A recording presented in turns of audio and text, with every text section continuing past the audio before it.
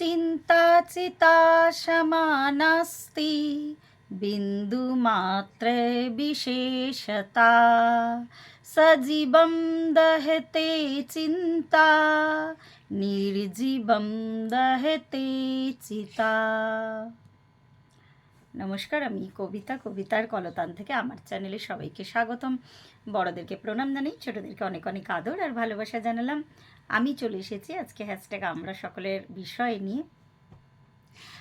আর আজকে যে শ্লোকটা দিয়ে শুরু করলাম সেটাই আজকের বিষয়। প্রথমে বলে নিই, আজকের বিষয়টা দিয়েছেন ফিউ মিনিটস উইথ মিয়ের আমি আন্টি বলি প্রথম থেকেই, ওই জন্য এখনও আন্টি বলি, শাশ্বতী আন্টি। কিন্তু ওনাকে আন্টি বললেও মানে উনি এতটাই এখনও ইয়াং, নিজেকে এত সুন্দরভাবে মেনটেন করে।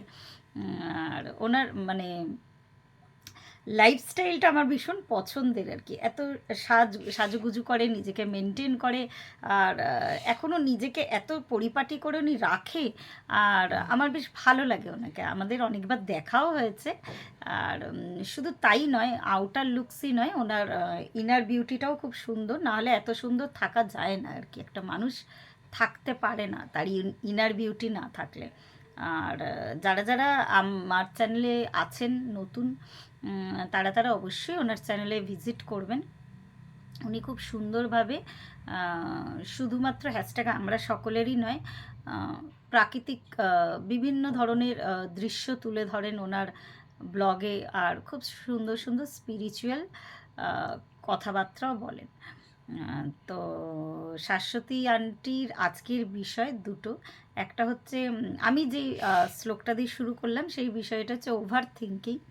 যদিও এই বিষয়টা উনি 2 নম্বরে দিয়েছেন, আর প্রথম বিষয়টা সমস্যা অপরচুনিটি।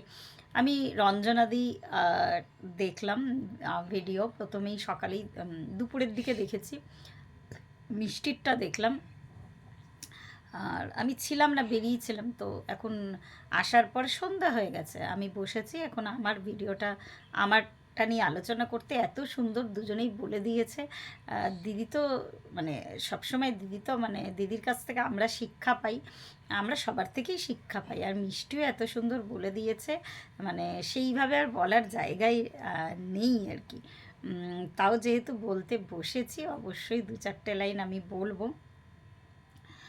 তো ওভার থিঙ্কিং এমন একটা জিনিস না, মানে যেটা সবসময়, আর এটা না আমার মনে হয় কেউ বাইরে থেকে বলে ওটা স্টপ করাতে পারে না, ওটা সবসময় মাথায় চলতে থাকে। তো মিষ্টি তার সমাধান বলে দিয়েছে, রঞ্জনাদিও বলেছে বারবার করে। তো এইগুলো সমাধানের একমাত্র পথ হচ্ছে নিজেকে ব্যস্ত রাখা। আমি দেখেছি, আমি একটা যদি কোনো বিষয় নিয়ে চিন্তা করি, হয়তো রান্না করছি, রান্নাতে খুব ব্যস্ত হয়ে পড়লাম, তখন কিন্তু চিন্তাটা মাথায় আসে না। বা এখন এই ভিডিও করতে বসেছি, কোনো বিষয় নিয়ে হয়তো খুব চিন্তা করছি, চিন্তাটা থাকে, চিন্তা কখনো চলে যায় না। কিন্তু এই যে অত্যাধিক চিন্তা আর চিতার মধ্যে কিন্তু বিন্দু মাত্র ফারাক। ওই যে বলেছে বিন্দু মাত্র বিশেষতা, মানে একদম বিন্দুর মতো তফাৎ। চিন্তা একটা জীবন্ত মানুষকে দহন করে, আর চিতা মৃত মানুষকে দহন করে।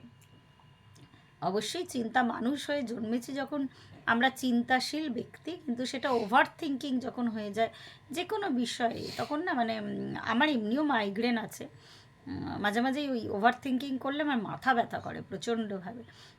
মানে মনের সাথে তো শরীরটা এতটাই কানেক্টেড আর কি। আমি নিজের ক্ষেত্রেও দেখেছি, আমি যদিও এখন জ্ঞান দিতে বসেছি হয়তো ক্যামেরাটা খুলে, কিন্তু আমি একটু ওভার থিঙ্কিং করার মানুষ আর কি। একটু বেশি চিন্তা করে ফেলি, আগে পিছু অনেক কিছু ভেবে কাজ করি বলেই হয়তো। আগে যেমন তাও একটু দুমদাম কাজ করতাম, কিন্তু এখন খুব একটা দুমদাম কাজ করি না, একটু চিন্তা করি। কিন্তু সেটা কখনোই ওভার থিঙ্কিং হওয়াটা মানে পর্যায়ে যাওয়াটা ঠিক নয়। সেটাতে গেলে না মানে তখন মানুষের অনেক রকম শারীরিক প্রবলেমও হয় কিন্তু এই চিন্তা থেকে। যে মিষ্টিও বলেছে sugar, high pressure, hypertension, যা যা রোগ আছে, কিন্তু বেশিরভাগই মানে লাইফস্টাইল ডিজিজ প্লাস এই অত্যাধিক চিন্তা থেকে আমাদের মধ্যে আসে এই রোগগুলো। তো চিন্তা কম করা, ওই নিজেকে কিছু মাইন্ড এক্সারসাইজ আছে ওগুলো করতে পারি। নিজেকে একদম ব্যস্ত রাখো, মোদ্দা কথা আর কি। তো কিভাবে ব্যস্ত রাখবে এটা তোমার উপর ডিপেন্ড করছে। যেমন আমি বললাম, আমার নিজেরই এটা ওভার থিঙ্কিং করাটা একটা রোগ। তো যখনই হচ্ছে তখনই আমি মনটাকে কিন্তু অন্যদিকে, এখন সেটা খুব একটা হয় না, আমি মনটাকে ঠিক তখনই অন্যদিকে আমি ডাইভার্ট করতে চাই। তো এইভাবেই এটা, আমি বাইরে থেকে বলে আমি কিছু করতে পারবো না। আর আমি ডক্টরও নেই যে আমি কোনো সাজেশন দিতে পারবো। তো এটা একদম যার যার ব্যাপার। তো নিজেকে ব্যস্ত রাখা, নিজেকে খুশি রাখা, নিজেকে আনন্দে রাখা। সেকেন্ড হচ্ছে যে প্রবলেমসগুলো আমাদের জীবনে অপরচুনিটি, আমি অবশ্যই এটাই মনে করি, এটা সবাই মনে করবেন। আমার মনে হয় না যাদের ভীষণ স্মুথ একটা লাইফ, তাদের লাইফ থেকে তো শিক্ষণীয় কিছু নেই।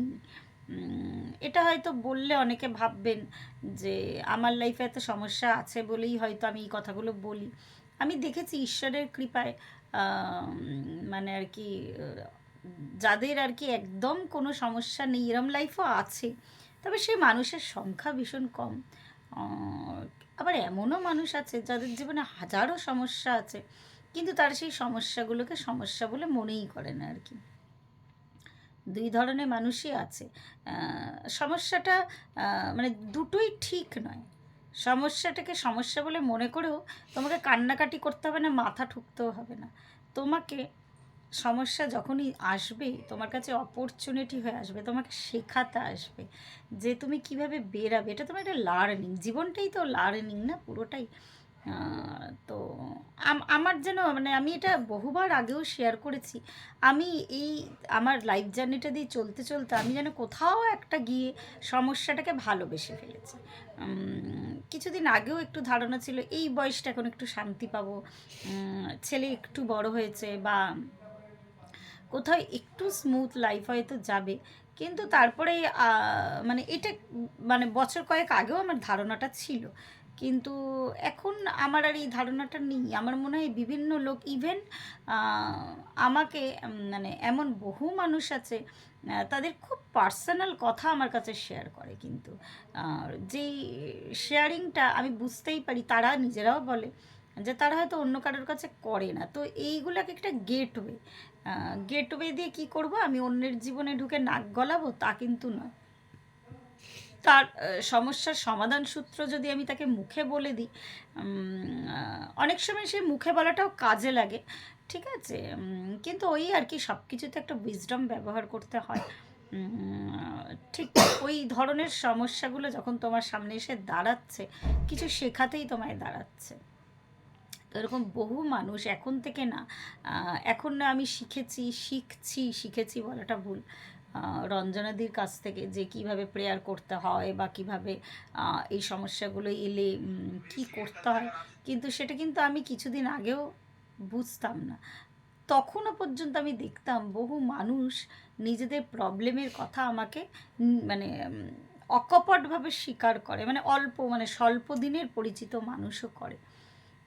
তো এটা আমার মনে হয় এটা আমার কাছে একটা গেটওয়ে আর কি। তো যাতে আমি ওটার মধ্যে দিয়ে ঠিক মানে তার ইভেন আমি বহু মানুষকে এরকম কিছু সলিউশনও বলেছি যেটা তাদের অনেকটা কাজে লেগেছে। তো এগুলো তাদের কাছে নয়, মানে তাদের কাছে তো বটেই, আমার নিজের জীবনের কাছে একটা লার্নিং। ঠিক যদি সমান সমস্যা আমার জীবনে আসে তাহলে আমি কি করব, বা এই যে মানে অনেকগুলো মানুষের জীবন আমার জীবনের সাথে জুড়ছে, এর নিশ্চয়ই কিছু একটা উদ্দেশ্য আছে। তো এইটাই আমার মনে হয়, সমস্যাটা একদমই একটা অপরচুনিটি। এই সমস্যাময় জীবন আমার মনে হয় যেন মানে মানুষ খুব যখন এইভাবে হোঁচট খেতে খেতে চলে না জীবনটা, আর মানে তখন না মানে সে মানে যে কোনো দেখবেন কোনো ট্রেনিং যখন, কোনো মিলিটারি ট্রেনিং বা কোনো টাফ ধরনের যখন ট্রেনিং দেওয়া হয়, মানে সেটা কতটা টাফ হয় আমরা জানি। আর এই ট্রেনিংগুলো যারা নেয় তারা যে কতটা কষ্টের মধ্যে দিয়ে যায় আমরা জানি।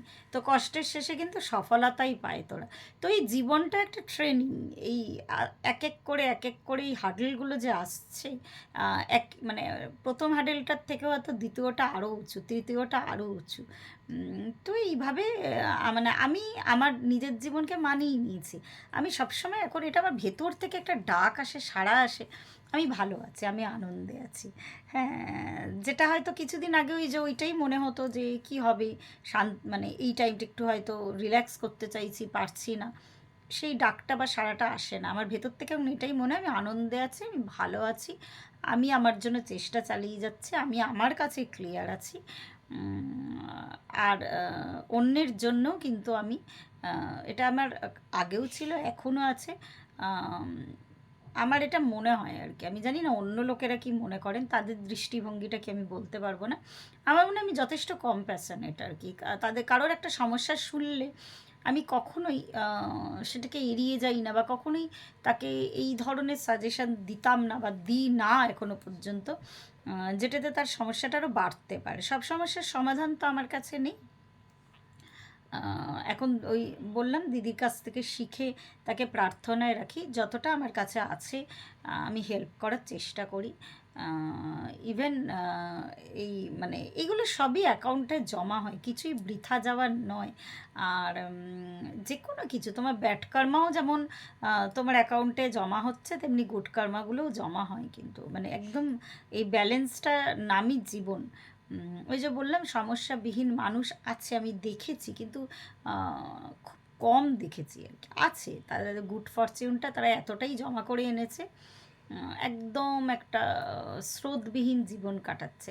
কিন্তু আমার এখন মানে আমি জানি না, ক্যামেরার সামনে বলছি বলে হয়তো অনেকে বিশ্বাস করবেন না, আমার মনে হয় এখন যে সমস্যা থাকুক তার সমাধান বার করব, মানে রোজ রোজ একটা আর কি নতুন উৎসাহ এটা আর কি।